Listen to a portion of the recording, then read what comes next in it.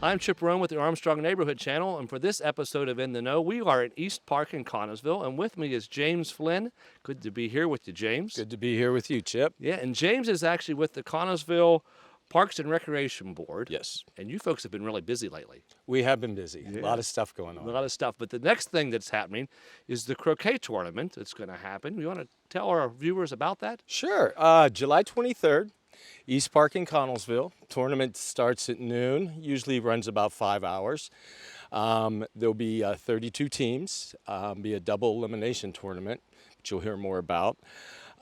We also have sponsorships, some sponsors that are going to be here with tents and supporting the parks and recs and the community parks. And it's an adult-only, 21 and over event. And there is general admission for people that aren't participating or in a hospitality area that they can come down and watch the tournament. Admission to the park, it's going to be $5. And parking. I'm going to go right into that. Yeah. Parking is a big thing down here. It's a difficult thing. It's a difficult thing. So we are going to have parking, obviously, at the top of the hill for people that know East Park above the falls. You come off of Franklin Avenue. Come off of Franklin Avenue. Yeah. You'll also be able to park along Franklin Avenue, and you'll also be able to park in, as I know, at the hollow down here on the other side of the tunnel, and then you can walk through the tunnel that is lit up and safe to walk through, and you can enter the park that way as well. Okay, excellent.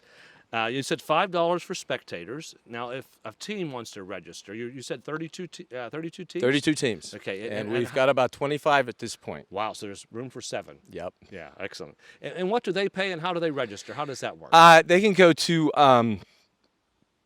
Connellsville Croquet at yahoo.com. Okay. They can register through there. It's $60 a team, and it's a two people per team. And then if you want a sponsorship tent, it's a 20-foot by 20-foot space, and it's going to be, we line the tents up all along the creek area here, and this year, because we're getting more, we'll be bringing them across the front of the stage here. And that is a $200 fee, and you get a 20-foot by 20-foot spot.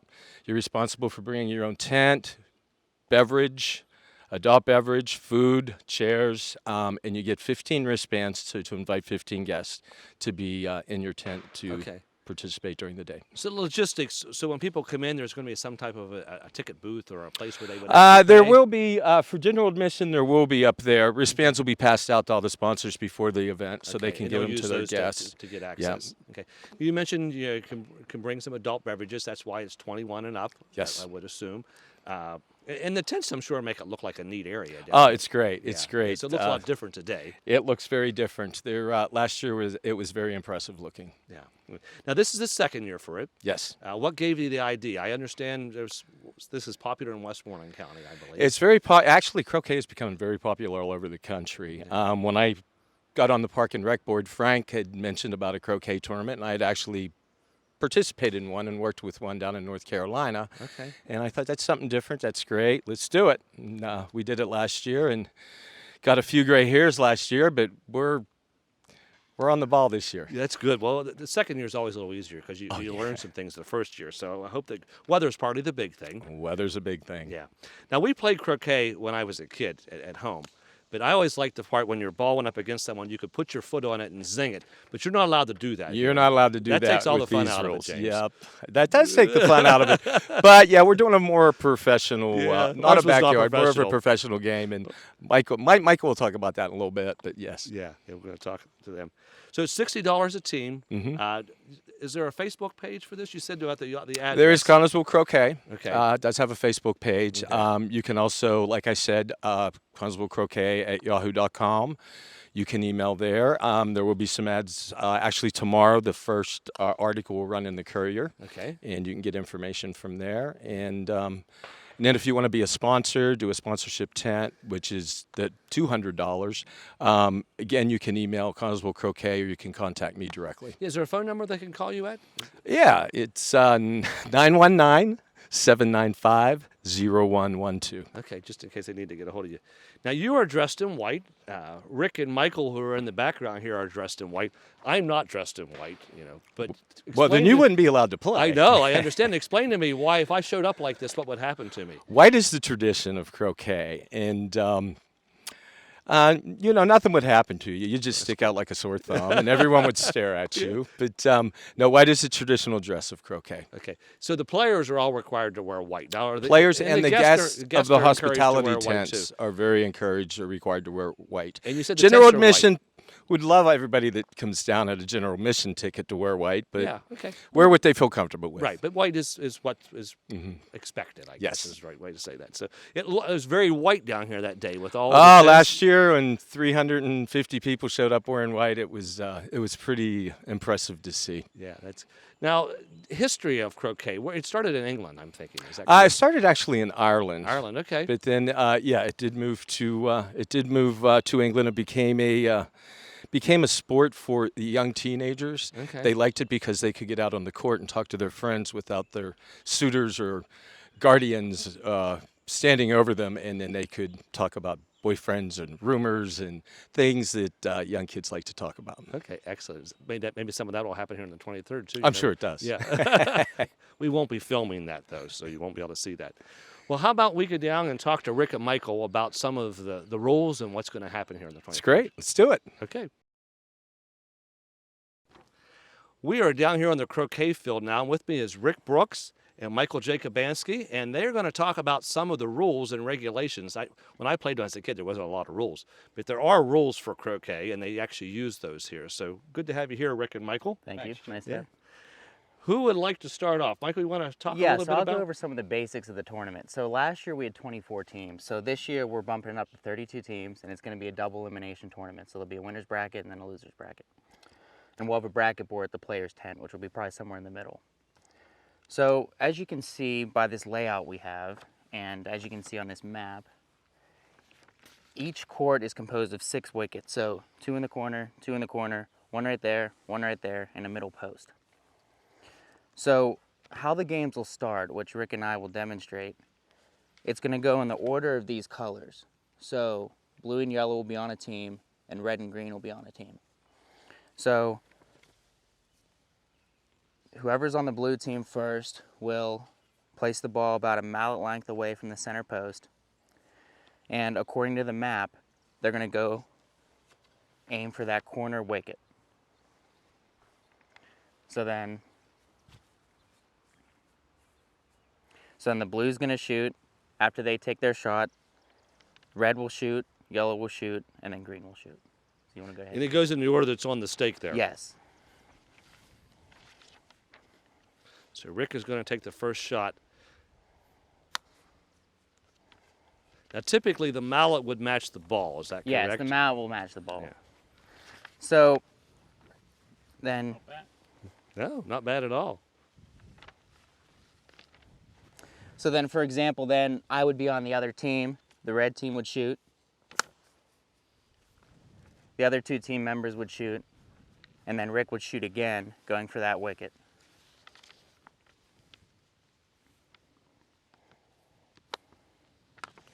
And then I would shoot. So the goal for this first wicket, as will be shown on the map, is to go through it this way. To go back through it, aiming down there.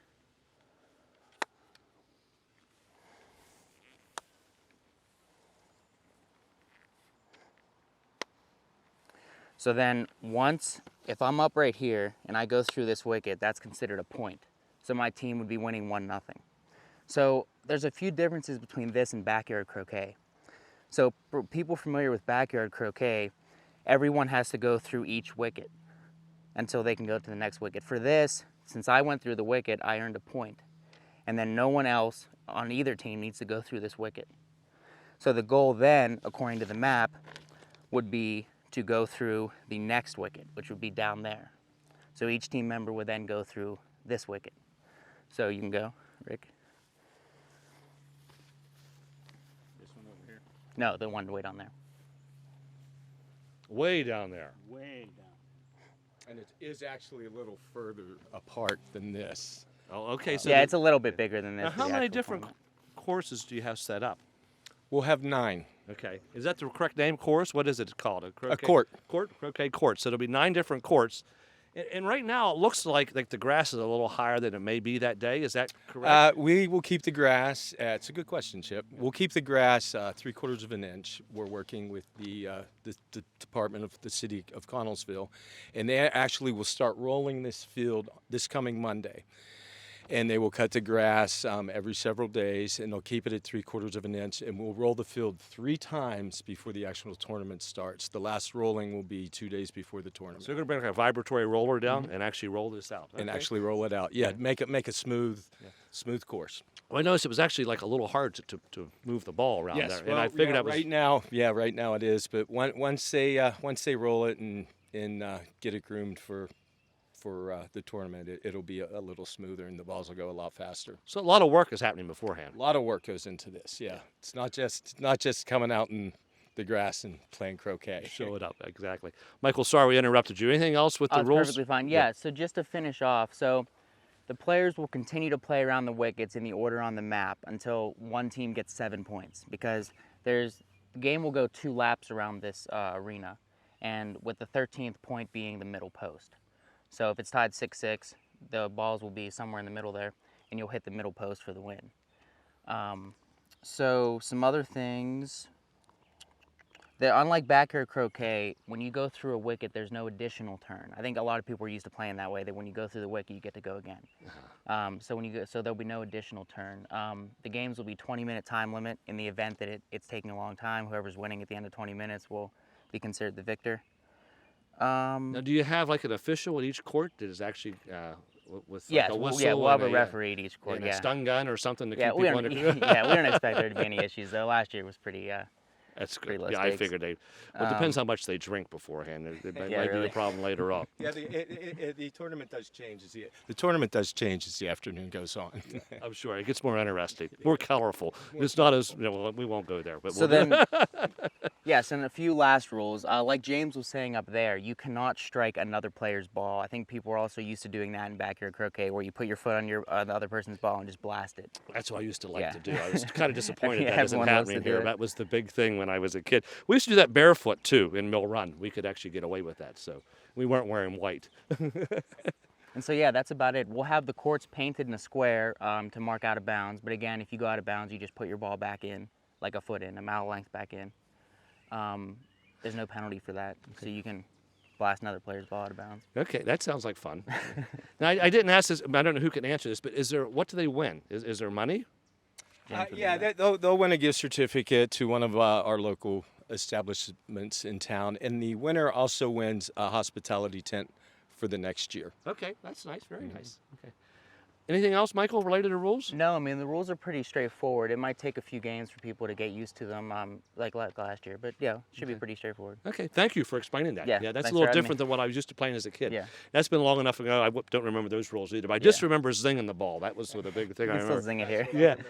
We're going to talk to Rick a little. Rick actually played last year, and Rick, this is your second year. Yes, this is my second year. I was very fortunate to play last year.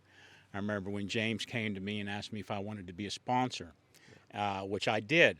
And I was very glad that I did, because not only did I have a lot of nice people within my tent, but just the group as a whole, we had such a good time. Now, you're with Green Ridge Memorial Park. Green right? Ridge Memorial Park, yes, Yeah. is my local business. Right. And So you brought some of your employees? And employees, family, friends. Okay. Yes, and we had just such a great time. I encourage everyone to come down, even if you just want to watch, because especially towards the end, it gets a little hairy and a little scary with the competition. And we had such a good time at the end of the tournament last year. the other thing is to make friends with someone that already has a tent, too. That always helps. Oh yeah, yes. And what else is really nice about it is that all the tents, you can intermingle in the tents. You're not just restricted to your own tent. Yeah. Yes. And how long does the day last? How long does this event last? This, I believe, is from 1 to 5, so it's about 4 hours. So Okay. it is a little bit of time, but it takes that long. Yeah, and to- you have to fun while run it's going on. somewhere. So, Oh, yes. Yeah, so you have breaks in between, though, too, right? So you're not playing constantly. Sure, absolutely. Yeah. Unfortunately,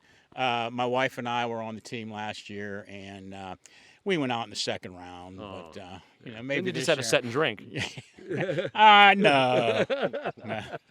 That does. I heard that happen. So there was rumor of that. I think I read it in the Daily Courier. Yeah, it does. Not about you, but others. Yes. Yeah.